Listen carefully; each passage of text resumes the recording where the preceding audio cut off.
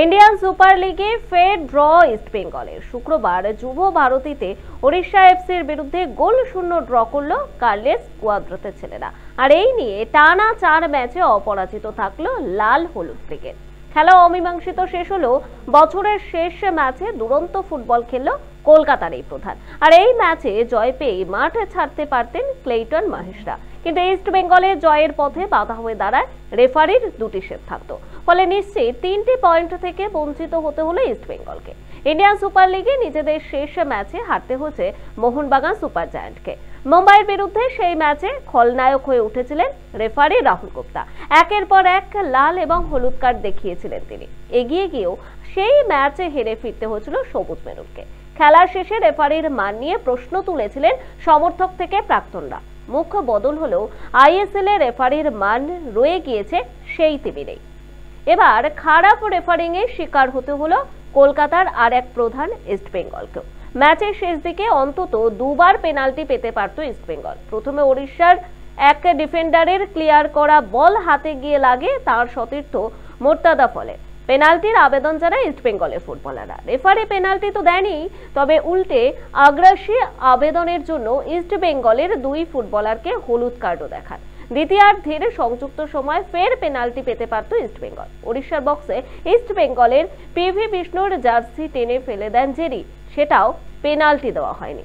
তবে খেলা শুরুর প্রথম দিকে 2টি সুযোগ পেয়েছিল ওড়িশা। প্রথমে বক্সের বাইরে থেকে ইশাক ভানলাল রুয়ার ফেলার যে শট রুখে দেন ইস্ট বেঙ্গলের গোলরক্ষক প্রভুসুখান গিল। লাল চুংনুঙ্গার ভুলে ফের একটি সুযোগ পেয়েছিলেন তিনি, কিন্তু সেই শটও বাঁচিয়ে দেন প্রভুসুখান। 14 মিনিটের মাথায় আবার গোলের সুযোগ তৈরি করে ওড়িশা, তবে আহমেদ জাহুর শট অল্পের জন্য বাইরে চলে যায়। খেলা 16 মিনিটে প্রথম ইতিবাচক সুযোগ ইস্ট বেঙ্গলের, তবে লাল চুংনুঙ্গার বাড়ানো লম্বা পাস ক্লিন্টন সিলভা নিয়ন্ত্রণ করতে পারেনি, নইলে এগিয়ে যেতে পারত ইস্ট বেঙ্গল। 27 মিনিটে 3 ডিফেন্ডারকে কাটিয়ে বক্সে ঢুকে শট নেন নন্দকুমার, আর সেই শট দারুণভাবে দক্ষতায় বাঁচিয়ে দেন অমরিন্দর।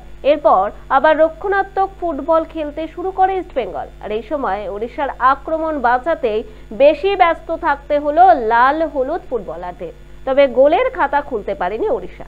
দ্বিতীয়ার্ধের শুরুতেই পেনাল্টি পেতে পারত ইস্ট বেঙ্গল।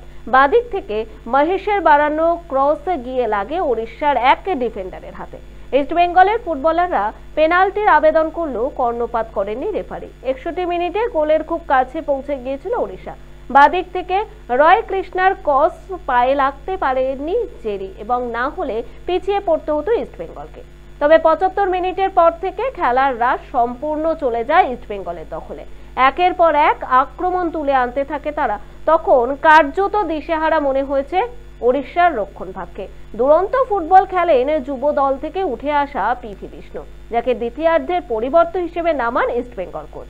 রক্ষণ ভাবে দলকে নেতৃত্ব দিলেন গত ম্যাচে নজর কাড়া হিজাজি মাহের। দক্ষতার সঙ্গে একদিকে রক্ষণ সামলালেন, অন্যদিকে আক্রমণের বল তার পা থেকে তৈরি হলো একাধিকবার। আর যার কথা না বললেই নয়, তিনি হলেন সৌভিক চক্রবর্তী। মাঝ মাঠে দলকে নেতৃত্ব দিলেন তিনি, যেখানে বিপক্ষে শক্তিশালী মাঝ মাঠের বিরুদ্ধে পরিশ্রমী ফুটবল খেলেন এই বঙ্গতনয়।